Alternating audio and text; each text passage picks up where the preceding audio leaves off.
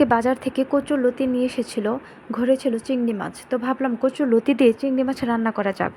আজকে দেখাবো গ্রামীণ স্টাইলে কিভাবে কচুরলতির সাথে চিংড়ি মাছ রান্না করতে হয় এবং সেই সাথে কচুরলতির উপকারিতা। আজকের ভিডিওতে কচুরলতির রেসিপি শেখার পাশাপাশি কচুরলতি সম্পর্কে এমন কিছু তথ্য দেব যা হয়তো আপনারা আগে কখনোই শোনেননি। তাই ভিডিওটি না টেনে শেষ পর্যন্ত পুরোটা দেখুন।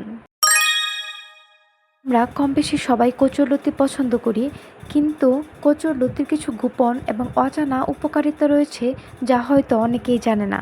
যেমন পেটের সমস্যা দূর করে, গ্যাস, বদহজম এবং কোষ্ঠকাঠিন্য দূর করতে সাহায্য করে। কচুরলতিতে প্রচুর পরিমাণে আয়রন থাকে যা আমাদের শরীরে রক্ত বৃদ্ধি করতে সাহায্য করে এবং এটি অ্যানিমিয়া বা রক্তশূন্যতা দূর করতে সাহায্য করে। কচুরলতিতে থাকে ভিটামিন এ, যা আমাদের চোখের জন্য খুব উপকারী।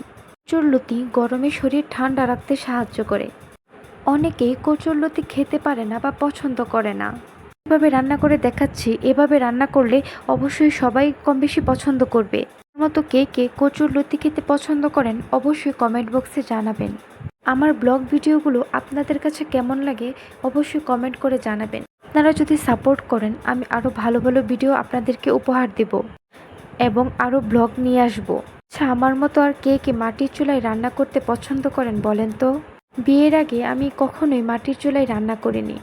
আমার যখন গ্রামে বিয়ে হলো আমি খুব ভয় পেতাম যে মাটির চুলায় আমি রান্না করতে পারবো কিনা, কিন্তু এখন মাটির চুলায় রান্না করে অভ্যস্ত হয়ে গেছি এবং আমার কাছে গ্যাসের চুলার থেকে বেশি মাটির চুলায় রান্না করতে অনেক ভালো লাগে। এছাড়া মাটির চুলায় রান্না করা খাবারের স্বাদও গ্যাসের চুলায় রান্না করা খাবারের স্বাদ থেকে অনেক ভালো হয়। এখানে মশলা দেওয়ার পর ভালোভাবে সেটা কষিয়ে নিচ্ছিলাম। কোনো তরকারি রান্না করার সময় আপনি সেটা যত বেশি কষাবেন মশলাটা, তত বেশি সুস্বাদু হবে সেটা খেতে। আমি যেহেতু জয়েন্ট ফ্যামিলিতে থাকি তাই বাসার সবার জন্যই আমাকে রান্না করতে হয়। আপনারা যদি চান আমি একদিন আমার বাড়ি, ফার্ম, আমাদের পুকুর এবং আমাদের সবজির বাগান আপনাদেরকে ঘুরিয়ে দেখাবো। আমার কিন্তু রান্না করতে অনেক বেশি ভালো লাগে। সবাইকে রান্না করে খাওয়াতে আমার অনেক ভালো লাগে। সবাই যখন খেয়ে আমার রান্নার প্রশংসা করে তখন আরও বেশি ভালো লাগে। বিয়ের আগে আমি তেমন রান্না বান্না পারতাম না। বিয়ের পর আস্তে আস্তে সবকিছু শিখে নিয়েছি। আসলে মেয়েরা বিয়ের পর পারে না এমন কোনো কাজ নেই। আমি এখানে মশলাটা কষানোর পর এতে কিছু চিংড়ি মাছ দিয়ে নিলাম। কিছুক্ষণ নাড়াচাড়া করার পর আমি এর সাথে কিছু পরিমাণ পানি দিচ্ছি যেন মাছগুলো ভালোভাবে কষানো হয়ে যায়। ভালোভাবে মাছগুলো কষানোর পর এবার আমি এর সাথে দিয়ে দিব যে আলুগুলো কেটে নিয়েছিলাম সেগুলো। তো আলুগুলো দেওয়ার পর এটা আবার ভালোভাবে কষিয়ে নেব।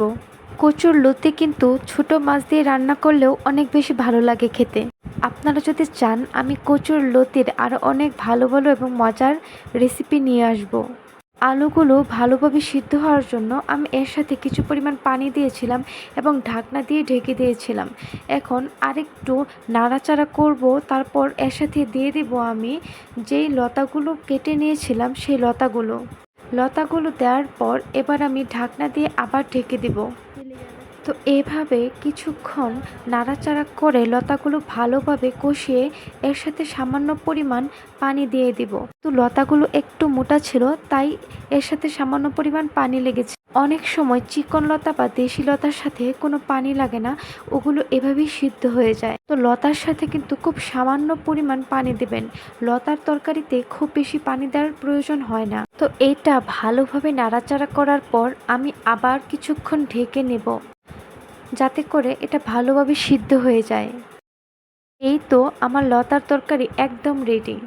ভিডিওটি যদি আপনাদের কাছে ভালো লাগে তাহলে প্লিজ লাইক, কমেন্ট এবং শেয়ার করবেন এবং ইউটিউব থেকে দেখে থাকলে আমার চ্যানেলটি প্লিজ সাবস্ক্রাইব করে দেবেন।